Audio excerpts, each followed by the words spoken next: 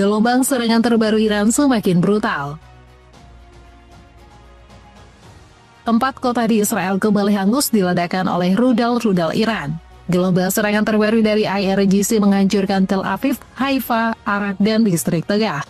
Laporan dari CNN Turki menunjukkan betapa menakutkannya hantaman rudal Iran. Saat sedang meliput berita di wilayah Tel Aviv, tiba-tiba bom tandan yang dikirimkan Iran menembus Iron Dome. Sirenler yükseliyor. Emine Kavasoğlu söz sende. Siren sesleri çalmadı. Sirenlerle aynı anda bir hava saldırısı gerçekleşiyor şu anda. Sirenler önceden çalmadı. Bu kez bakın. Şu anda sirenlerin sesini duymamızla füze saldırısının gerçekleşmesi arasında belki de saniyeler vardı. Yani bir saniyeden bahsediyorum. Sirenler duyulmadan, çünkü ben arkadaşlarıma uyaracağımı söylemiştim önce telefon. Bom tandan tersebut gagal dicegat oleh pertahanan Iron Dome milik Israel. Akibat gagal diintersep di udara, bom tandan yang dilepaskan Iran punya daya hancur yang luar biasa saat menghantam sasaran target.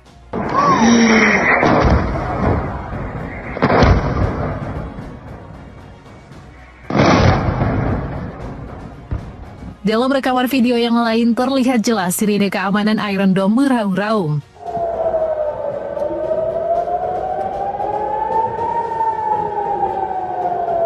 Bahkan sirine keamanan Iron Dome sempat mati dan tidak menyala sama sekali.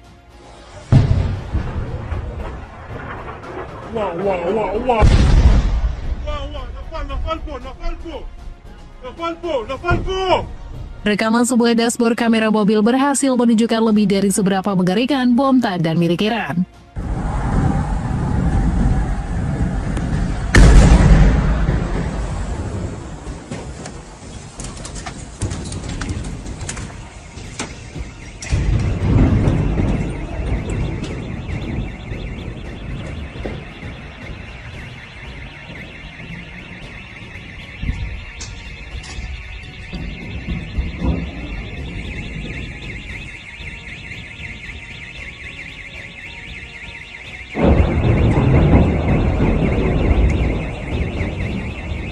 Serangan mengerikan Iran juga datang menghantam 6 kapal militer Amerika Serikat. Korps Garda Revolusi Islam Iran atau IRGC berhasil menenggelamkan 3 dari 6 kapal pendaratan militer Amerika Serikat tersebut. Beberapa sisa kapal dilaporkan terbakar dan rusak parah. Menurut pengumuman tersebut, pasukan Angkatan Laut IRGC melakukan serangan gabungan skala besar. Mereka menargetkan posisi-posisi yang terkait dengan Amerika Serikat dan Israel di Kuwait dan Uni Emirat Arab. Ini adalah bagian dari gelombang ke-84 operasi True Promise 4. Serangan Iran di Uni Emirat Arab menghantam daerah pesisir dekat Dubai. Serangan diluncurkan dengan rudal balistik dan rudal jelajah yang melibatkan total 380 proyektil. Operasi IRGC ini melibatkan drone kamikaze yang diarahkan ke titik-titik berkumpulnya para perwira unit drone Amerika Serikat. Sumber dari Iran menyebut serangan ini sangat presisi dan langsung bisa melenyapkan target. Dalam serangan ini, Iran menggunakan strategi asimetris atau swarm attack dengan meluncurkan ratusan rudal dalam sekali tembak. Bahkan dilaporkan serangan Iran ini datang dari 17 arah berbeda sehingga menyulitkan Amerika Serikat. Laporan ini bahkan dikonfirmasi langsung oleh Donald Trump dalam pidato terbarunya. Raut wajah Trump mulai kusut dan ekspresi kesombongannya hilang. We knew there was a problem when we noticed at 1 o'clock in the morning, every 32 seconds, another airplane, a very fast plane, was coming off the deck of an aircraft carrier. That's actually the biggest aircraft carrier in the world. And every 32 seconds, boom, boom, boom. And it was 1 o'clock in the morning, so we said, okay, I think we're in trouble. But they were ready for us, Johnny. And we were ready. He said we were ready. And then they hit us. And they came from 17 different angles. They were here, they were there. We ran for our lives. It was over. And Setelah menjalankan operasi laut taktis, Iran bergeser mengincar persembunyian tentara Amerika Serikat yang lain. Nah, sebagai Arab Saudi, wilayah mereka kembali dibombardir Iran karena menjadi markas Amerika Serikat. Pangkalan Prince Sultan menjadi arena jatuhnya rudal-rudal Iran. Dilaporkan telah melukai sedikitnya 10 tentara Amerika Serikat dan merusak sejumlah pesawat di markas tersebut. Rekaman citra satelit berhasil menangkap detik-detik serangan Iran ke pangkalan Prince Sultan. kita bisa melihat pesawat-pesawat tempur Amerika Serikat yang parkir di markas tersebut hancur tak bersisa. Ini adalah agresi kedua Iran yang menghantam langsung pangkalan Prince Sultan di Arab Saudi. Dalam serangan sebelumnya di awal perang, 5 pesawat pengisian bahan bakar rusak. Salah satu alasan Iran terus menggempur Arab Saudi adalah kesetiaan mereka pada Amerika Serikat. Ya, negara monarki yang dipimpin oleh Raja Salman ini masih terus mendukung Amerika Serikat. Bahkan pemerintah kerajaan Arab Saudi sudah berkali-kali mengecam Iran. Arab Saudi menduga serangan yang dilancarkan Iran ke sejumlah negara kawasan telah dipersiapkan. Kami ingin menyampaikan kecaman atau penolakan terhadap serangan yang dilakukan oleh Iran kepada kerajaan Arab Saudi dan juga kerajaan-kerajaan negara Arab Teluk dan juga negara-negara Arab Islam lainnya yang ada di kawasan. Demikian disampaikan Duta Besar Arab Saudi untuk Indonesia, Faisal Abdullah Al-Maudi. Bahkan Dubes Arab Saudi ini menilai Iran sengaja membakar api konflik di kawasan Teluk. Iran dalam kesempatan ini sengaja untuk mengesampingkan ataupun berusaha untuk lepas dari tanggung jawab yang telah mereka lakukan terhadap negara-negara ini, tutur Faisal. Lihatlah betapa patuhnya Arab Saudi untuk melindungi kepentingan Amerika Serikat dan Israel. Hampir tidak ditemukan komentar kecaman serupa pada Amerika Serikat dan Israel dari Arab Saudi. Padahal kedua negara itu juga membombardir Iran sampai hancur lebur. Serangan terbaru Amerika Serikat dan Israel menghancurkan Universitas Isfahan.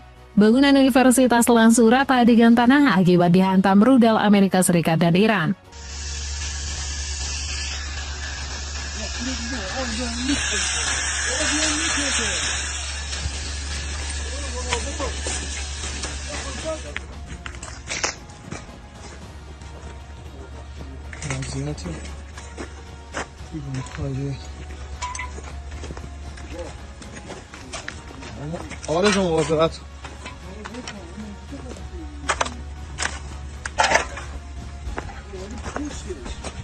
Sementara di Teheran, situasi juga semakin berbahaya menyusul serangan terbaru Israel.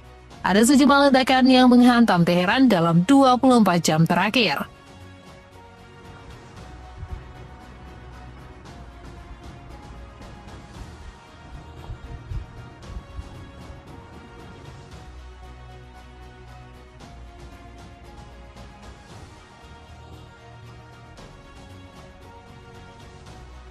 Bagaimana bisa Arab Saudi tidak melihat semua ini?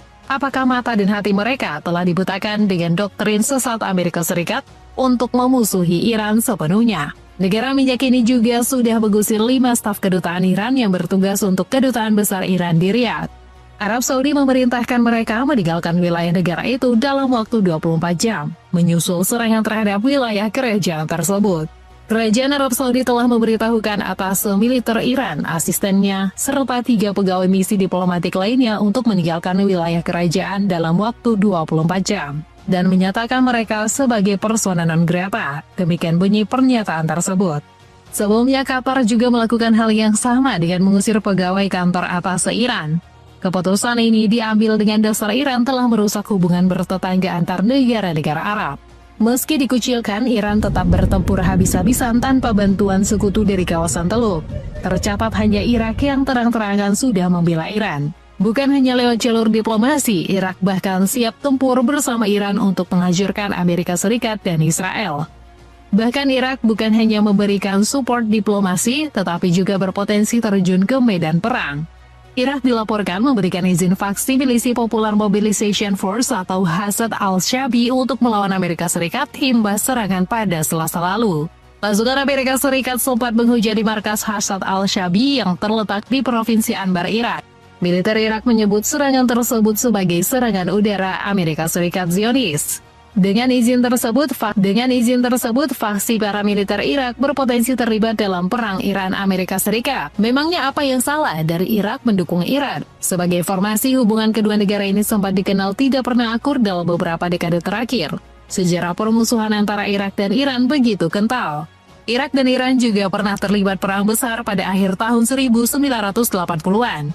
Namun, sekarang kedua negara ini bersatu membentuk aliansi untuk melawan Israel dan Amerika Serikat.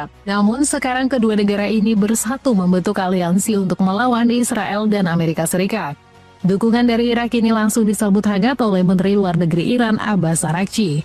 Dalam postingan terbarunya di sosial media X, Araghchi dengan senang hati menerima dukungan Irak dalam perang kali ini. Kita harus mengapresiasi sikap bijak para tokoh agama terkemuka, pemerintah Irak dan rakyatnya dalam mengecam agresi yang dilakukan Amerika dan entitas Zionis, serta berdiri bersama Iran baik pemerintah maupun rakyatnya dalam menghadapi agresi ini, ujar Arakci. Bahkan solidaritas Irak terhadap Iran terlihat saat momen sedih syahidnya Ayatollah Ali Khamenei.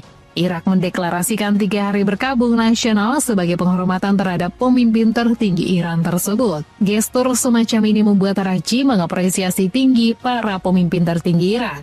Ucapan bela sungkawa Anda atas syahidnya pemimpin revolusi mencerminkan kedalaman ikatan yang kuat antara kedua bangsa kita. Persaudaraan sejati teruji di masa-masa sulit, balas Arakci. Jaket waterproof anti air, anti angin mulai 100 ribuan aja, check out pakai link di bawah ini.